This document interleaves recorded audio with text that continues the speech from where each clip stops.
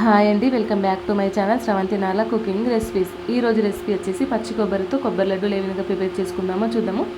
వీడియోని ఫస్ట్ నుంచి లాస్ట్ వరకు అయితే స్కిప్ చేయకుండా చూడండి. ముందుగా స్టవ్ ఆన్ చేసి మనం నాచి కడాయిలో 2 స్పూన్ గీ అయితే వేసి పచ్చి కొబ్బరి తురుమును అయితే ఇందులో వేసుకొని పచ్చి వాసన పోయేంత వరకు మంచిగా ఫ్రై చేసుకోవాలి.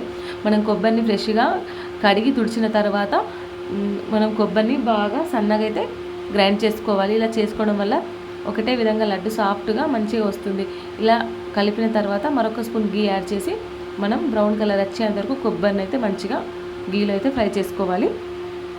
ఈ లడ్డు 10 days అయినా కూడా పాడవకుండా నిల్వ ఉంటుంది. మీరు ఈ విధంగా చేసుకున్నారంటే అంత టేస్ట్గా బాగుంటుంది. ఇలా బ్రౌన్ కలర్ వచ్చేంత వరకు కలిపిన తర్వాత నేను చూపించిన కొబ్బరికి 3 కప్పుల షుగర్ అయితే సరిపోతుంది.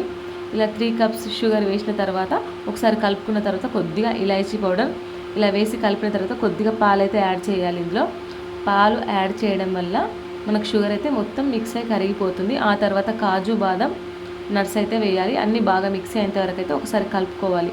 పాలు వేయడం వల్ల షుగర్ మొత్తం కలిసిపోయి బాగా మిక్స్ అయిపోతుంది. ఆ తర్వాత పైనుండి 1 స్పూన్ నెయ్యి కొద్దిగా మిల్క్ మేడ్ వేయాలి. మిల్క్ మేడ్ వేయడం వల్ల లడ్డు అనేది చాలా టేస్ట్గా ఉంటుంది. స్వీట్నెస్ ఎక్కువగా వస్తుంది. చాలా జ్యూసీగా ఎమ్మీగా టేస్ట్గా చాలా బాగుంటుంది. మీరు కూడా ఎప్పుడైనా కొబ్బరి లడ్డూలు కడితే మాత్రం మిల్క్ మేడ్ అయితే వేయండి.